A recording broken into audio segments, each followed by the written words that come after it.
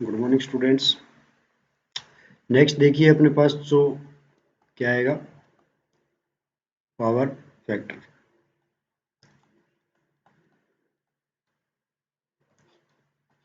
Power factor, ठीक है।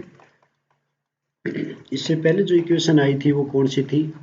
Average जो पावर अपन ने प्राप्त किया था, ठीक है। एवरेज औसत शक्ति प्राप्त किया था, उस औसत शक्ति पी एवरेज की वैल्यू कितनी आई थी? ई आर एम एस गुणा I R M S into cos phi. इसमें जो यानी कि लास्ट का रिजल्ट क्या कहता है, जो ई और आई था उसके जो में एंगल जो होता है, फेज शिफ्ट आती है, उन पे क्या करता है, उनके साथ उनकी जो फेज शिफ्ट आएगी ना आई और वी की, उन पे भी उनका मान डिपेंड करता है। किसका? पावर जो औसत शक्ति है उसका मान। औसत शक्ति का मान वर्ग माध्यम मूलमान और धारा के वर्ग माध्यम मूलमान पर भी क्या करेगा, डिपेंड करेगा, ठीक है। तो अपने पास क्या मान आ जाएंगे, औसत शक्ति का मान आ जाएगा, उनके साथ उनकी फेज शिफ्ट कोस फाई के रूप में भी उनका मान आता है, ठीक है। यानी कि पी एवरेज जो प्राप्त हुआ था कितना आया था, E R M S into I R M S into cos phi. ये इक्वेशन अपने पास प्राप्त हुई थी, ठीक है। ई आर एम एस जो वोल्टेज था उसका वर्ग माध्यम मूलमान और धारा का वर्ग माध्यम मूलमान इंटू कोस फाई के रूप में क्या आ रहा था, रिजल्ट आ रहा था, ठीक है। ये रिजल्ट यहाँ पे अपने पास प्राप्त हो गई थी। अब देखिए जो वैल्यू प्राप्त हो रही है, ठीक है। अब इसमें क्या करते हैं, जो लास्ट की वैल्यू प्राप्त होती है कोस फाई, ये क्या कहलाती है, पावर, इसको क्या कहते हैं, पावर फैक्टर कहते हैं, शक्ति गुणांक, ठीक है।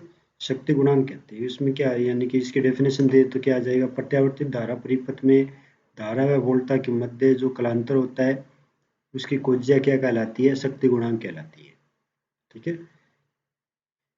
यानी कि जो आई और वी के मध्य जो वोल्टेज आएगी, जो सॉरी फेज शिफ्ट आएगी, उसकी कोज्या क्या कहलाएगी, यानी कोज्या यानी कि कोस क्या कहलाएगी, अपने को शक्ति गुणांक के रूप में इसका मान आता है। इसका मान किस पर डिपेंड करता है, जो कंपोनेंट होते हैं, अवयव होते हैं, उनकी जो प्रकृति होती है उन पर डिपेंड करते हैं इनके मान, ठीक है। ये एक विमाहीन राशि होती है, ठीक है। अब इसमें कंडीशन अप्लाई करते हैं कि कौन कौन सी कंडीशन लग सकती है, ठीक है। फर्स्ट कंडीशन देखिए, इफ जो फाई इक्वल टू क्या हो, 0, यानी कि जो वोल्टेज और आई है उसमें क्या हो, एक ही फेज शिफ्ट हो। इफ जो इम्पिडेंस होगी, डेंस इज ओनली आर, यदि इम्पिडेंस प्रतिबाधा के रूप में क्या हो, केवल प्रतिरोध आर ही हो, then voltage and current are same phase shift,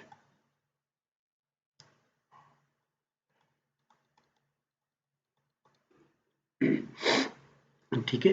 यानी कि जो अपने पास क्या है, फाई, अब फर्स्ट कंडीशन लेके चल रहे हैं। फर्स्ट कंडीशन कौन सी हो जाएगी, फाई इक्वल टू 0, ठीक है। फर्स्ट कंडीशन कौन सी हो जाएगी, फाई इक्वल टू 0 प्राप्त हो जाएगा। इफ इम्पिडेंस, इसमें इसका अर्थ क्या हुआ, यदि इम्पिडेंस के रूप में क्या हो, ओनली आर हो, इम्पिडेंस के रूप में अपने पास क्या हो, ओनली आर हो, then the voltage and current are क्या होंगे, सेम फेज शिफ्ट के रूप में प्राप्त होंगे, ठीक है। Then cos phi equal to कितना प्राप्त हो जाएगा, 1 प्राप्त हो जाएगा, ठीक है। यदि दोनों में फेज शिफ्ट क्या हो, सेम हो, यानी कि कोई भी डिफरेंस नहीं है एंगल के रूप में, ठीक है, तो इसमें क्या आ जाएगा, फाई इक्वल टू कितना प्राप्त हो जाएगा, 0 प्राप्त हो जाएगा, ठीक है, फाई शून्य है तो कोस फाई क्या हो जाएगा, 1 प्राप्त हो जाएगा। ठीक है, ये तो क्या आ गई। देन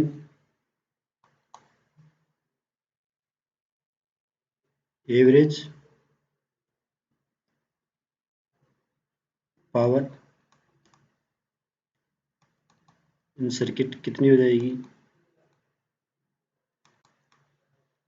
औसत शक्ति का मान कितना आ जाएगा, औसत शक्ति का जो मान आएगा वो कितना आएगा, पी एवरेज की वैल्यू कितनी आ जाएगी, 1/2 E dash I dash equal to E R M S I R M S के रूप में क्या आ जाएगी, वैल्यू अपने पास प्राप्त हो जाएगी। ठीक है, फर्स्ट कंडीशन कौन सी है, फर्स्ट कंडीशन कौन सी है अपने पास, जो एफ बराबर क्या है, ठीक है, सॉरी फाइव बराबर क्या दे रखा है अपने पास, फाइव बराबर जो वैल्यू दे रखी थी 0 मान ली, क्योंकि जो वोल्टेज है वो क्या है अपने पास सेम दे रखी है, किस जो फेज शिफ्ट है वो क्या दे रखी है, दोनों पार्टों में सेम दे रखी है आई और वी के रूप में। ठीक है, तो उसमें अपने पास क्या आ जाएगी, फाइव इक्वल टू क्या आ जाएगा, शून्य प्राप्त हो जाएगा। ठीक है, नेक्स्ट देखिए सेकंड कंडीशन आएगी, वो कौन सी आएगी, अब इफ पाई बराबर क्या हो प्लस पाई बाई 2 हो।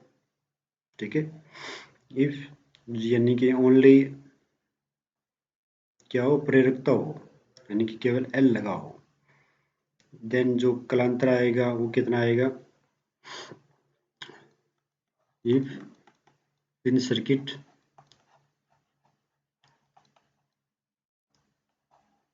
ओनली एल इज वर्किंग, क्या कर रहा है, प्रेरक तो एल ही कार्य कर रहा है। ठीक है ना, इसमें क्या कर रहा है, प्रेरक तो एल ही कार्य कर रहा है, एल ही कार्य करेगा तो क्या आ जाएगा, जो कलांतर आएगा वो कितना आ जाएगा,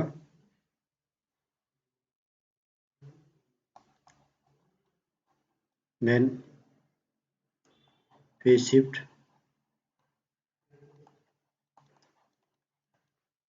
इन वी एंड आई कितना आ जाएगा, फाइव बराबर फाइव बाई 2, वो भी किसके आएंगे, प्लस के आ जाएंगे।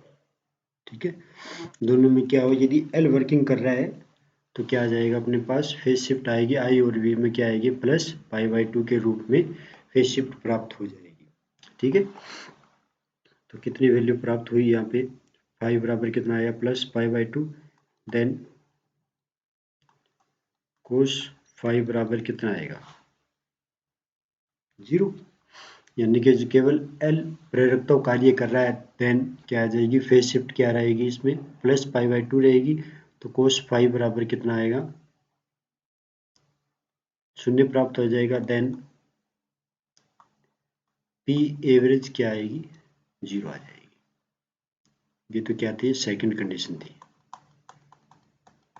ठीक है, सेकंड कंडीशन कौन सी है अपने पास, यानी कि फाइव बराबर क्या है, प्लस पाई बाई 2 है, इफ जो सर्किट ओनली क्या है, एल कार्य कर रहा है, एल कार्य कर रहा है तो क्या आएगा, आई और पी में क्या रहेगा, जो फेज शिफ्ट रहेगी वो क्या रहेगी, प्लस पाई बाई 2 के रूप में कार्य करेगी। ठीक है, थर्ड कंडीशन देखिए, थर्ड कंडीशन क्या लग जाएगी, if only C is working in circuit, यानी कि कैपेसिटर जो सर्किट है उसमें क्या कर रहा है, कैपेसिटर सी कार्य कर रहा है। ठीक है, पहले क्या कर रहा था, इससे सेकंड कंडीशन में क्या कर रहा था, केवल एल कार्य कर रहा था, और लास्ट वाली कंडीशन क्या है, सी है, उसमें क्या कार्य कर रहा है, जो सी है वो कार्य कर रहा है।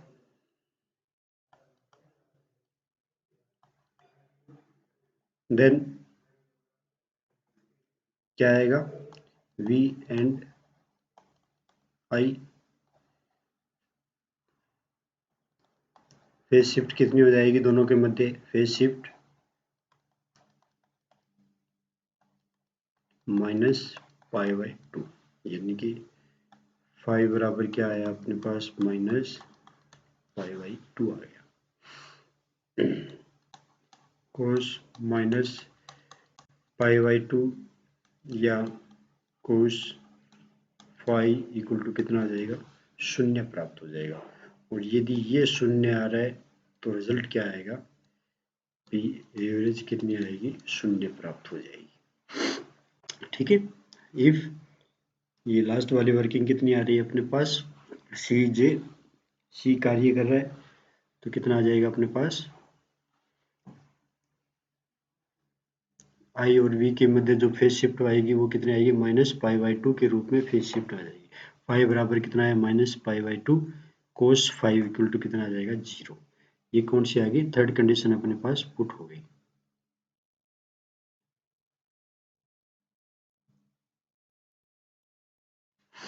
ठीक है।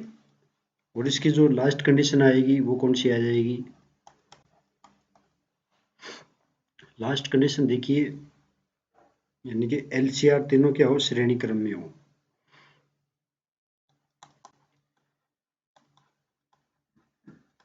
इन सर्किट एलसीआर सीरीज। ठीक है। एलसीआर क्या है? सीरीज के रूप में उपस्थित है। ठीक है। सीरीज के रूप में एलसीआर उपस्थित है तो 10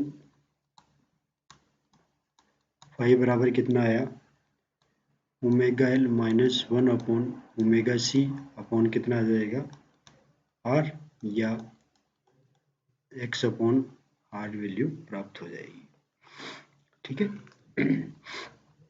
यानी कि एलसीआर श्रेणी क्रम लगा हुआ है, श्रेणी क्रम में लगा है तो tan फाइव बराबर कितना आएगा? Omega L minus 1 upon omega C upon R या एक्स अपॉन आर के रूप में वैल्यू प्राप्त हो जाएगी। इस वाली वैल्यू को अपन यदि इस तरफ से देखें, आर एक्स से देखें तो क्या वैल्यू प्राप्त होगी? ये कितना मान लिया? आर मान लिया। ये कितना आ जाएगा? एक्स आ जाएगा। और एक्स की वैल्यू कितनी है? Omega L minus 1 upon omega C के रूप में क्या है? इस एक्स की वैल्यू है। ठीक है। तो एंगल कितना दे रखा है? फाई दे रखा है। ये कितना दे रखा है? एंगल फाई दे रखा है। तो फाई एंगल पर जो रिजल्ट आएगा वो कितना आ जाएगा? ठीक है। अपने पास किस किस के मान है? यानी कि आर की वैल्यू दे रखी है, ये कितनी वैल्यू दे रखी है? एक्स की वैल्यू कितनी है? Omega L minus 1 upon omega C के रूप में इसकी वैल्यू पुट कर रखी है अपने पास। ठीक है। ये वैल्यू किसकी आ गई? एक्स की वैल्यू प्राप्त हो गई। ठीक है। और यहाँ से अपने पास किसकी वैल्यू आ जाएगी? कोस की वैल्यू पुट हो जाएगी। ठीक है। Then cos phi equal to कितना आएगा? R upon root R square plus omega L minus 1 upon omega C का स्क्वायर, या फिर कितना आया? R upon Z. Cos phi की वैल्यू प्राप्त हो जाएगी। कोस फाई की वैल्यू कितनी आएगी? ये वाली वैल्यू प्राप्त होगी। ठीक है। देन इसका कहने करते हुए ये अनुनादी अवस्था आ जाएगी, यानी कि जिसमें इम्पिडेंस क्या हो? ओनली आर हो। यानी कि इम्पिडेंस के रूप में क्या है अपने पास? ओनली आर है। देन जो पावर, एवरेज पावर आएगी वो क्या आएगी? मैक्सिमम वैल्यू के रूप में प्राप्त हो जाएगी। ठीक है। और लास्ट में जो इसमें पावर फैक्टर आते हैं उसमें भी क्या आता है? जो एवरेज वैल्यू निकालते हैं किसकी? पावर फैक्टर की। तो वो किस में आती है? ओनली फर्स्ट कंडीशन में आती है, जब क्या होता है अपने पास? पी एवरेज के रूप में प्राप्त होता है। ठीक है। और पी एवरेज की वैल्यू यहाँ पे कितनी प्राप्त होती है? कोस फाइव जीरो बराबर 0 होने पर कितनी आ जाएगी? पी एवरेज कितनी आ जाएगी? E R M S into I R M S के रूप में वैल्यू प्राप्त हो जाएगी। ठीक है। अब देखिए नेक्स्ट, देखिए जो वाटहीन करंट बोलते हैं या कार्यहीन धारा या वाटहीन धारा, ठीक है, वो वाले पार्ट आएंगे। उसमें भी क्या आ जाएंगे? जो पी जो डिपेंड करता है वो किस पर डिपेंड करेगा, पी डिपेंड करेगा, वो किस वाले पार्टों पे डिपेंड करेगा, पी आई और वी की मल्टीप्लाई पे डिपेंड करता है। और उसके बाद में किस पर डिपेंड करता है, उसके बाद में यानी कि जो पार्ट आएंगे वो किस पर डिपेंड करेंगे, उसकी जो फेज शिफ्ट आएगी दोनों आई और वी के मध्य, उन पे भी डिपेंड करेंगे। ठीक है, उसी के आधार पर क्या आ जाएगी, वाट इन करंट प्राप्त होगी।